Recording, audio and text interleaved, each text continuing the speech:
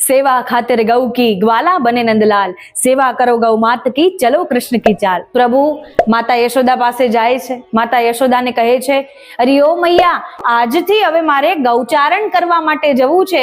યશોદા મૈયા એમને સમજાવતા કહે છે, અરે ઓ લાલા, અભી તો તું કિતનો છોટો છો હે, તું તો એક ગોવાળનો જ દીકરો છે, તારે જીવનભર ગૌશાળા જવાનું છે, જીવનભર ગૌચારણ કરવાનું છે।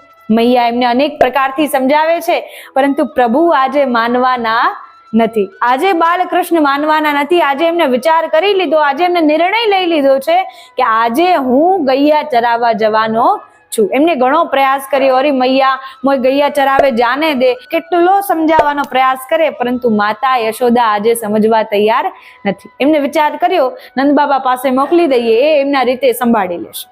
એમને કહ્યું, अच्छा ठीक है, बाबा से जाके पूछ ले, यदि बाबा हाँ करे तो तू गैया चरावे चलो जाइए। बालकृष्ण दौड़ता दौड़ता पहुंची जाए छे नंद बाबा પાસે। નંદ બાબા પાસે જાય છે ત્યારે એમને કહે છે કે બાબા, આજે મારે ગૌચારણ કરવા જવું છે, અનેક પ્રકારથી સમજાવે છે। ત્યારે નંદ બાબા હવે વાત ટાળવા માટે કહે છે કે હા ઠીક છે, તારે ગૈયા ચરાવવા જવું છે ને, એમ કર કે કોઈ બ્રાહ્મણને, કોઈ પુરોહિતને બોલાવી આ, અગર પુરોહિતજી આજનું મુહૂર્ત કાઢી આપે તો હું તને આજે જવા દઈશ। હમણાં મુહૂર્ત જોવું પડે, પૂજન વિધિ કરવી પડે, એમને એમ થોડી ગૈયા ચરાવવા જવાય। ત્યારે બાલકૃષ્ણ પુરોહિતજીને લઈને આવે છે।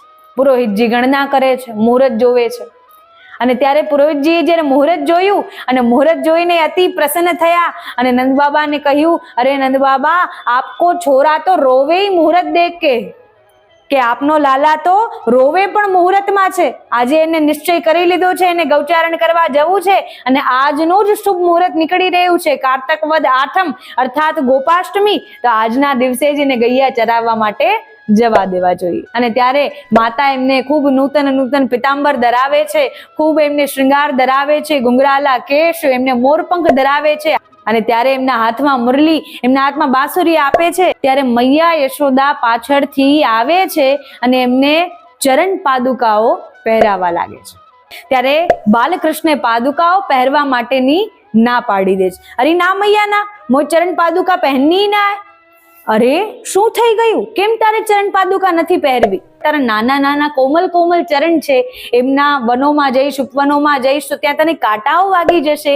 યદિ મૈયા તું મને ચરણ પાદુકાઓ પહેરાવા માંગે છે તો આ બધી ગૌમાતાઓ માટે અને વાછરડાઓ માટે પણ ચરણ પાદુકાઓ બનાવડાવી દે, અને જ્યારે એ ચરણ પાદુકાઓ પહેરશે ત્યારે જ હું ચરણ પાદુકાઓ પહેરીને જઈશ। ત્યારે ગૌમાતાની મહિમા સમજાવતા બાલકૃષ્ણ સૌ પ્રથમવાર ગૌ મહિમાને માતા યશોદાને શ્રવણ કરાવ્યા।